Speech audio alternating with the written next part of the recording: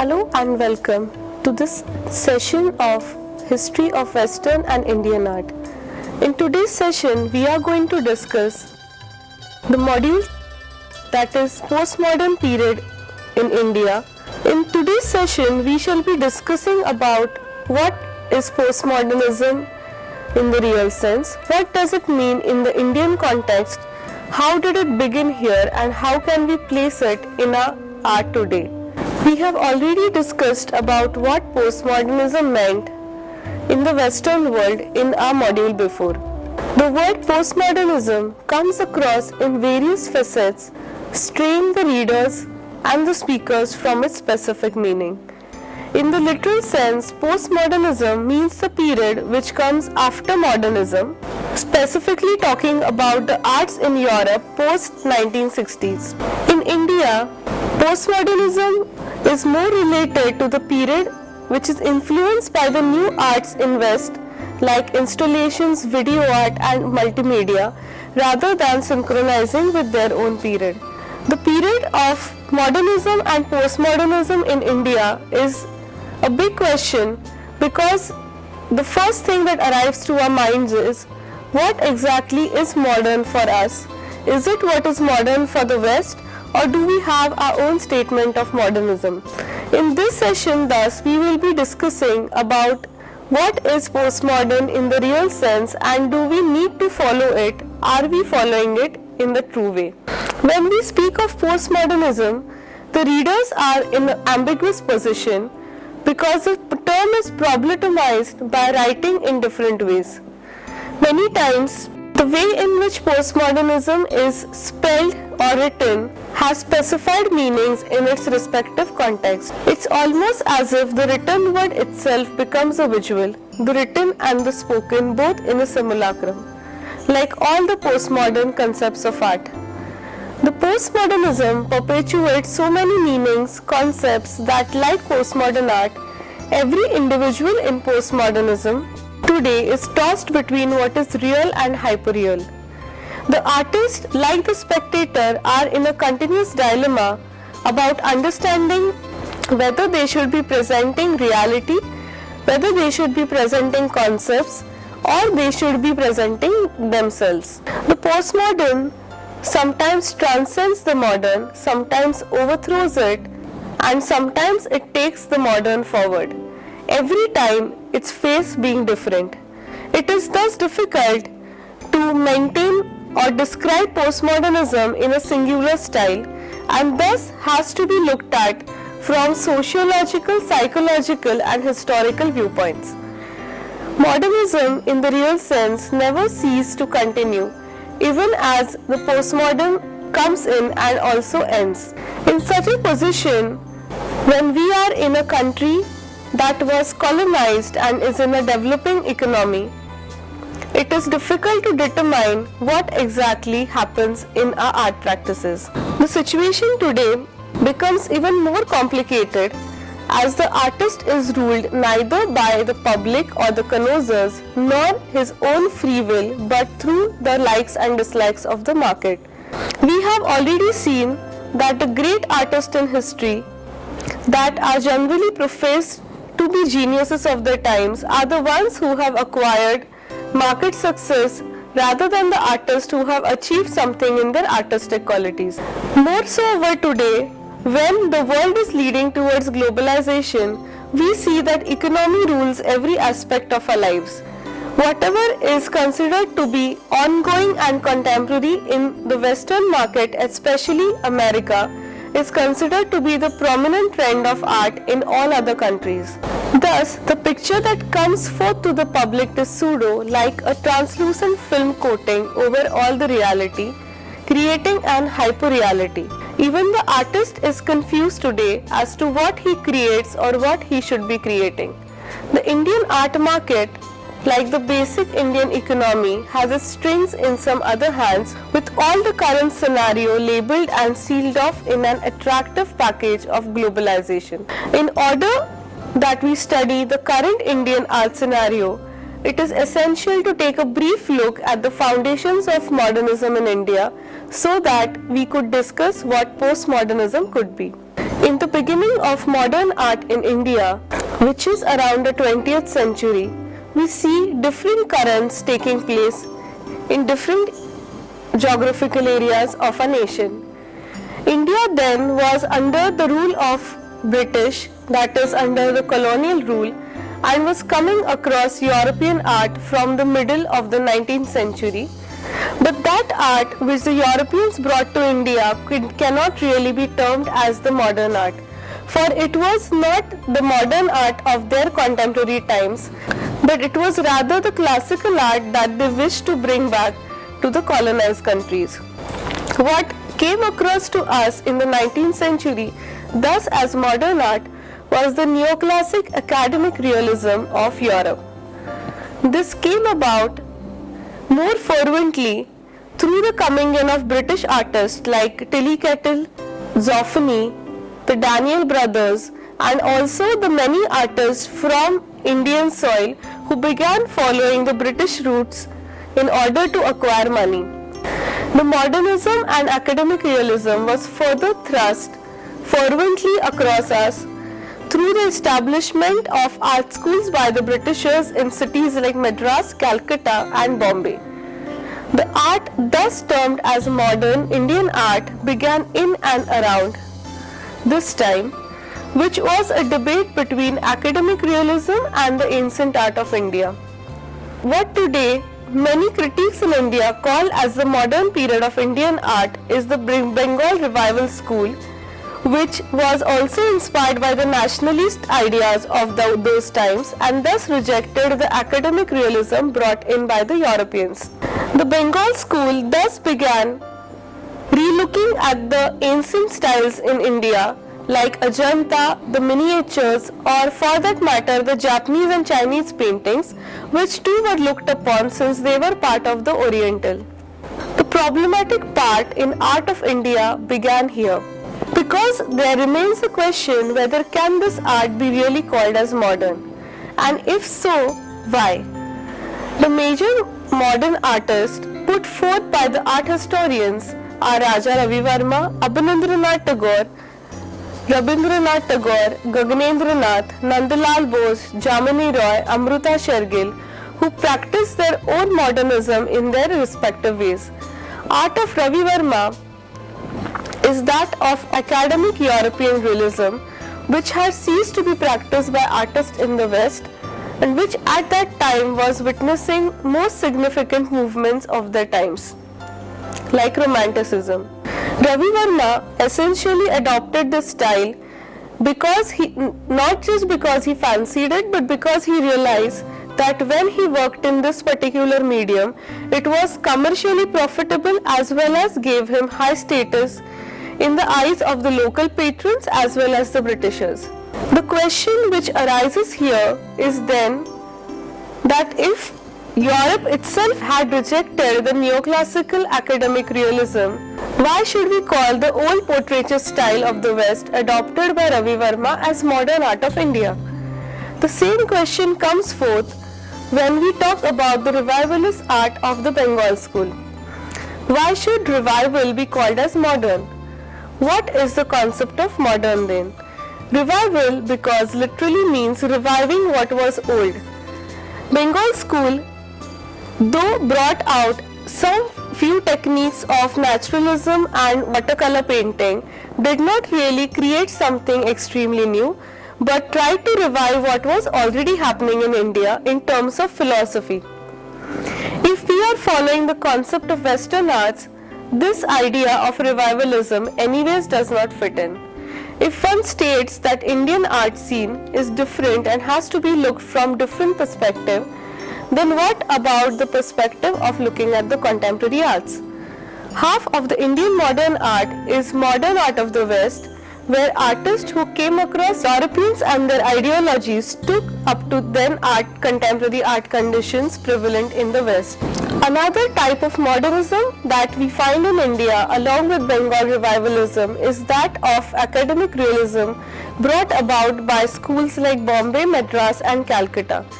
The Bombay School of Art was especially very influential since we had an active exhibition and market in Bombay from early times.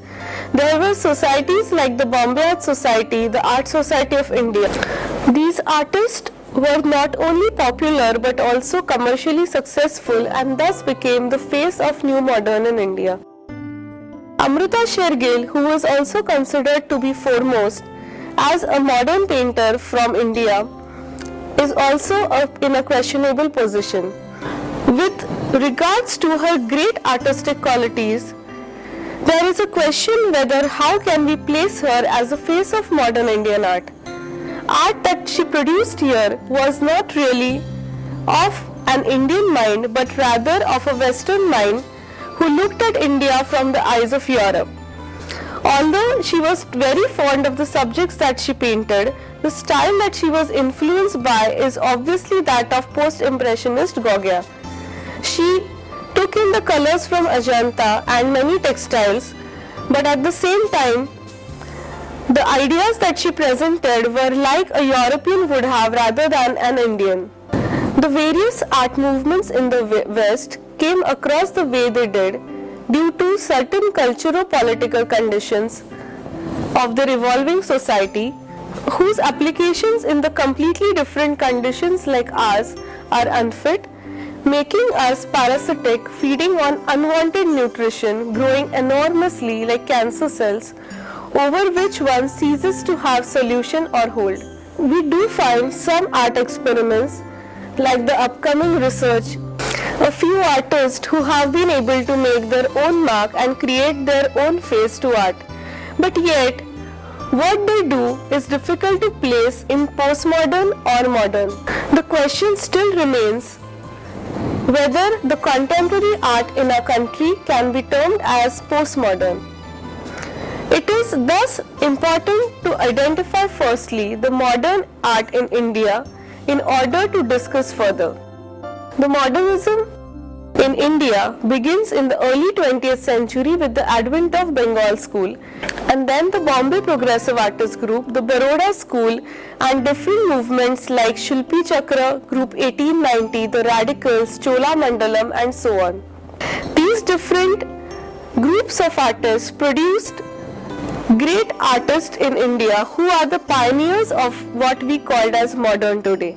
The modern art that was put forth by these artists has been so varied in nature from the modern art in West as well as from each other that it is difficult to study it today even almost after 100 years, and much remains to be said about them. The modernism in Europe came as a result of Industrial Revolution and its aftermath. Its major characteristic comes up to be throwing off everything that was previously done to radically change and bring about something new. But the modern art in India is not the same, as it is revival of ancient Indian art or the adapting of European modern activities, which is consequent to its own condition and not ours. The modernism of India seems to be the overthrowing of the British regime, the academic of the West. This was very correct politically and ethically at that particular phase of time, but it has pushed the art of later periods to a great deal of confusion. The artists from the post-independence period have shown tendencies in many directions, majorly inherently following the Western modern art and other arts of the Oriental. The problem is not the following of these arts, but following without particular reason or ideologies. Very few of the artists found their own art idiom and worked over it. The question that would arise here is, why talk about modernism of India in comparison to West if the conditions in both these places are radically different? If we compare our modern art to that of China, the Chinese seem to be developing their own style of art irrespective of what was happening in the West. They have thus been able to evolve their own idiom of what they could call modern and postmodern. It becomes inevitable to compare the West and the East because theoretically whatever we put, practically the market rules the art today, and market is majorly in the hand of the Europeans and Americans. The later changes in countries of China, Japan and India were rapid due to rapid industrial growth and the developing countries like ours becoming major marketplace of the world. Unfortunately, these are not the markets where Europeans buy, but these are the markets where the Western countries sell their goods and make us consumers. Thus, the advent of postmodernism, not in art only, but in every possible sphere of life of every average individual, came about in during this period. The postmodern came in without the modern properly setting in our art practices. The country was highly exposed to postmodernism. The characteristic of postmodernism that can be seen in here today is the simulacra as we float in between modern, postmodern and what could have been our own style. The art practices today, like most other spheres of life, are the ardent copies of West, which is a waste of time and is absolutely rootless. Neither it belongs to us, nor is it relevant to the conditions here rightly. Thus the art becomes more and more undecipherable, rendering it alien to the major part of the connoisseurs and common public. Also, there are experiments where we find artists striving to go back to rural India, the true India as they believe it, but what they come out with is not understood by one and all, creating a completely weird notion about what is rural and what is urban. This looking back to things and completely getting out of the European influence is one of the characteristics of postmodern period as you see in the West. This characteristic has been majorly adopted by the bourgeois class of intellectuals and critics who went for higher studies abroad and wanted this say amongst the high and low classes parallelly. The postmodern in India thus can be seen in two phases. One where the artists are completely following the conceptual and multimedia practices that go around in West, and other artists who are deeply rooted to the rural or the regional backgrounds and try to rebring them using the modern mediums of expression. The rise of postmodernism in the West has lent a new academic gloss to this neo-Gandhian or the neo-modern cult of people in India. In the last 3 decades of the 20th century, disillusionment and guilt of Western postmodernist intellectuals made common cause with the populism of India and other intellectuals from post-colonial societies. The same forces of globalization that spread modern technology and capitalism all around the world also globalized the critiques of the globalized modernity.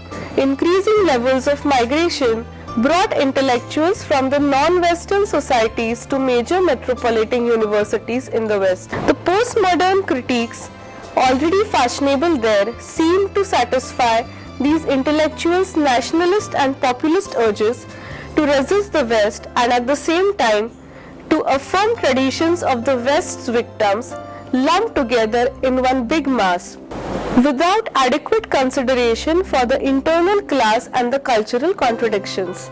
Postmodernism's condemnation of the Western knowledge as having constructed East as inferior seems to be tailor-made for them. You thus find these critiques deciding the fate of art, and today the big question remains whether postmodernism is really existent in art practices or rather much existent in the writings of these critics. Being a developing country, the Indian subcontinent has always seen 2 phases in its development. The certain urban cities or metros which have been developing are following the globalization and reaching almost the zenith of the postmodernism equivalent to what you find in New York, whereas the smaller towns and the rural areas still follow the schools and education systems of art which had been set by the Britishers.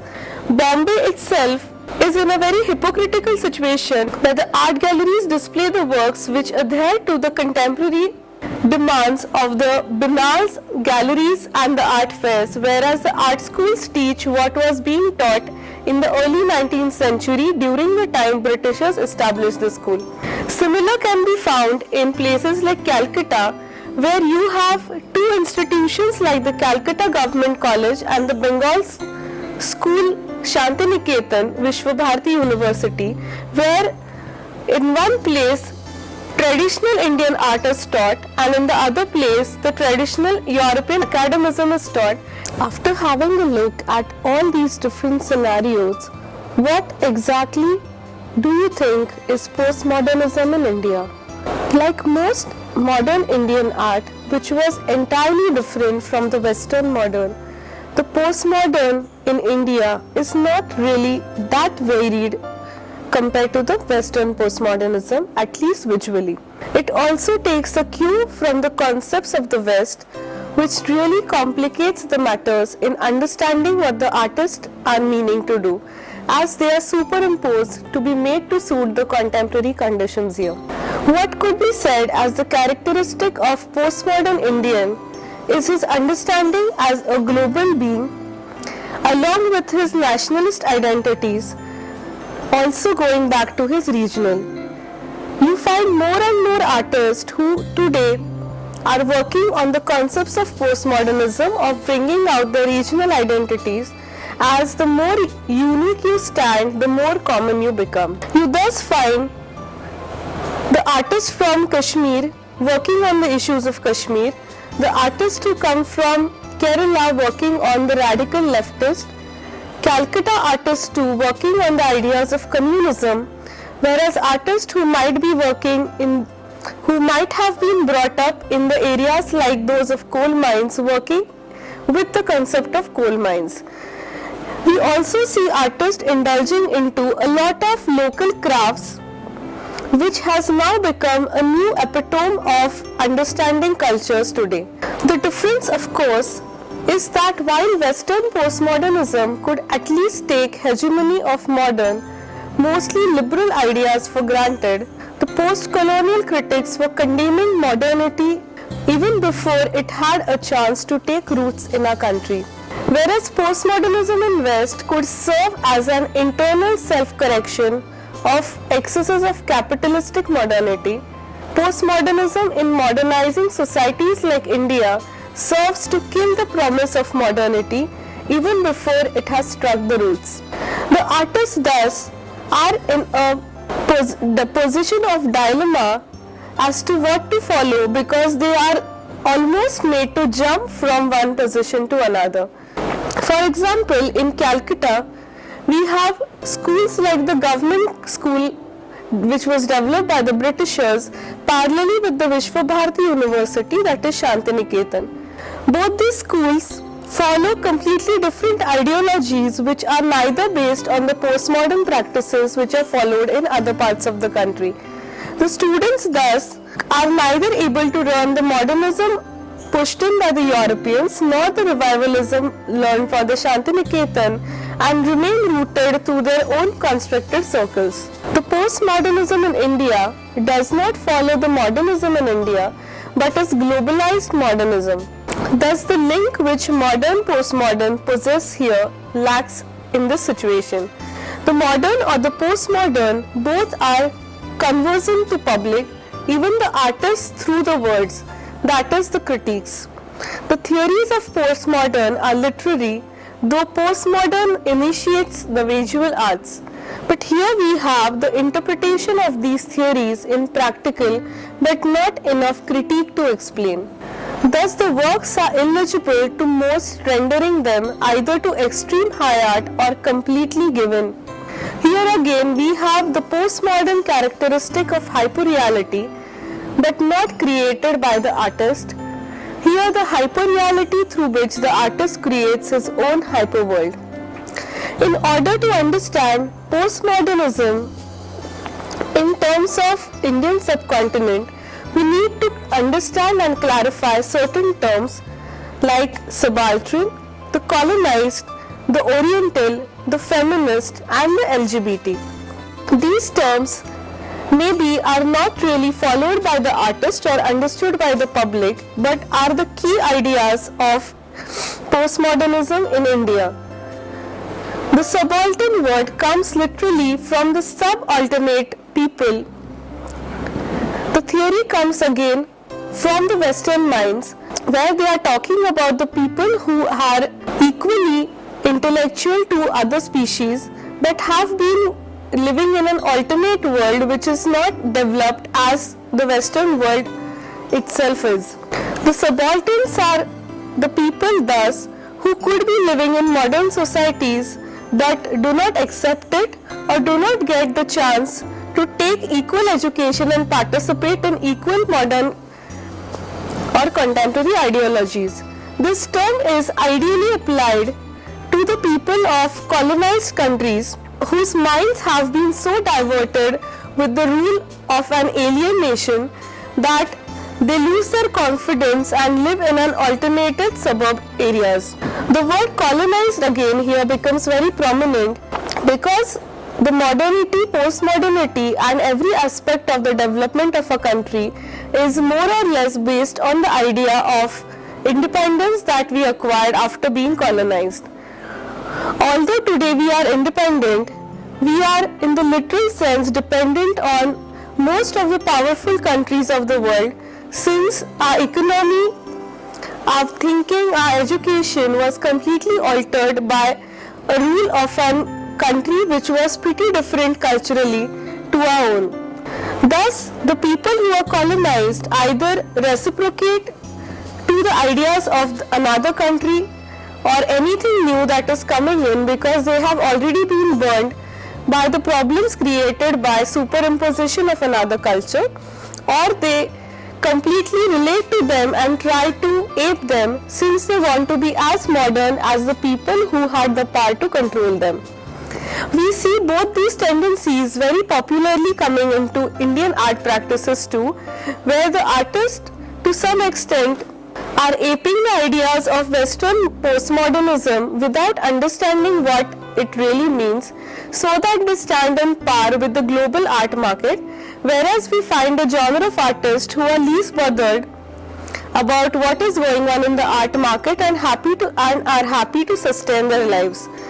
There is also a third category of people who knowingly rejects all the ideas that are coming out from other parts of the world, since they have now decided that they are the independent folk and they are repulsive to the idea of being subaltern or the colonized. Another important concept that we need to understand when we are talking about postmodernism is that of Oriental. The term Oriental, as we have already discussed in a module before, that of modernism in India, is something that rules our minds even today. This term is also used majorly by critics to talk about the Asian countries which are, although leading towards modern ideas or the new ideas coming from other countries, are still deeply rooted in their own Oriental roots through their philosophies and daily living, cultural and social life. These theories were emphasized majorly by people like Sister Nivedita, Anant Kumar Swami, E.B. Havell, Stella Kramrisch, Okakura, especially the Bengal school, and some thinkers from other parts of the country too. We have had great philosophers like J. Krishnamurti, Ramanujan, who have tried to rebring the beautiful ideas that were there in the Oriental philosophies like Japanese, Chinese and also the Indian, especially the Vedantic ones. These philosophies have rather confused the minds of people today. Although they seem to be very attractive and everybody wants to go back to their roots and follow them, we have no path to understand how and when we can adapt to them in our daily living today. The lifestyle that we live in has drastically changed, and thus it is pretty difficult to adapt to the Oriental ideologies. What we thus find is that artists almost collage the Oriental ideas into what they have been doing traditionally to the adaptations of the modern world, and thus creating completely non-understandable and weird-looking visuals in their arts. Two another concepts which are becoming more and more prominent in the living today of Indian artists is that of feminism and LGBT theories. The feministic theories have been very prominent since the 1980s in the Indian subcontinent, after India became kind of settled after being colonized for over 100 years. The feministic theories has brought about a new genre of Indian female artists who work completely on the postmodern style because they believe that the postmodernism liberates the female artist from the traditions of the old times. The LGBT theories which have come about in the postmodern period in the West are attracting the Indian youth, since they give these youth freedom to choose their orientations and live the life as they wish to. These three ideologies of subaltern, feminism, oriental and LGBT are becoming more and more prominent in the arts of India today, and thus are essentially important to be understood before we begin with the actual art practices and works of art of artists in our country. It is the formulation of postmodern condition as a matter of knowledge that paves the way for the uncontested spread of the first world priorities of the world. It is the ability of the developed world to conceptualize and theorize its particular organic empirical reality into the cognitive formula on behalf of the entire world that poses a dire threat to their own knowledge.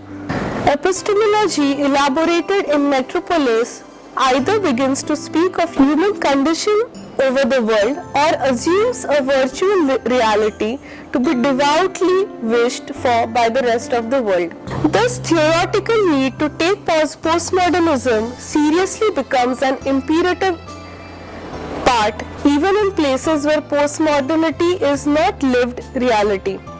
Thus, India today as a developing country does not really have much choice whether to accept or reject postmodernity, since it becomes essential to show that you are in par with the other parts of the world. The problem that we face today is not only of modes of representation but also the psychological interventions by the external forces. The artworks are becoming more and more alien to the public as the works are superimposed in the conditions completely unfit for them. Thus, one does not feel comfortable with the artworks and forms it has been taking lately, as it is not conversant with the contemporary social conditions. The coupling of post from postmodernity confers on post a universal sanction to be exercised world over in guise of knowledge. It is this philosophical automation of epistemology of the post that has facilitated the production of categories such as post-feminism, post-coloniality, post-ethnic, post-historical and so on. Every other constituency is then constrained for the reasons of knowledge to work under this post umbrella. Moreover, the development in the Indian subcontinent is uneven, making the problems even worse. While one part of the country is following postmodern, the other still remains in academic realism. Also, some artist group looking back at the rural and the subaltern idiom. Thus, the problematic modernism has continued its problems in the postmodern period too, while the characteristic of the art market rule is evident all over the country. It is unfortunate that the market rule is led by the globalization, many conditions implied. We still need the certificate of the West to prove our art's mantle to ourselves. Thus, more and more artists are seen following the Western path unknowingly, or many times not even realizing that they are following it. The situation remains stagnant but is showcased as highly developing, with the golden image of high art for the connoisseurs or the high recognition in the art market being marketized over and over again by the newspapers, art magazines, web portals and so on. The idea of this paper is not to find the Indian-Western comparisons, nor to criticize all the great artists mentioned above, as they have followed their own period and the conventions of their times. At certain places, these artists have also moved beyond conventions and tried to break the rules according to their own understanding and needs of the times. The point of discussion is that the contemporary artist should be aware of the factors and not imitate anyone, as the conditions for them are pretty favorable in every aspect, be it accessibility or knowledge of liberty. The problems of modernity that we had been facing some 10-20 years back are past now, and we can review over them to improve ourselves and find our own way representing our problems of art. Since we as a country are different, our problems are different, so are their solutions, and thus we should create a new idiom of art. We should follow the method and patterns of evolution, but not the product that is created in any other part of the world. The postmodern practices in India are mixed because they are parallelly seen developing in painting, installation, video art, multimedia, and so on. We also see many artists today who work in the ideas of performance art, where they go and make controversial art pieces in public spaces or create videos could be disturbing, like those of Sonia Khurana. The postmodern period in India can be classified into two types. Thus, artists who are working with the postmodern period in India can be thus classified into two major types: the artists who are working with the traditional mediums with the concepts of new postmodernism, or the artists who have completely changed their mediums of work itself. In the next session, we shall be looking at these artists, dividing them into new media artists, traditional medium artists working in new concepts, and the feminists.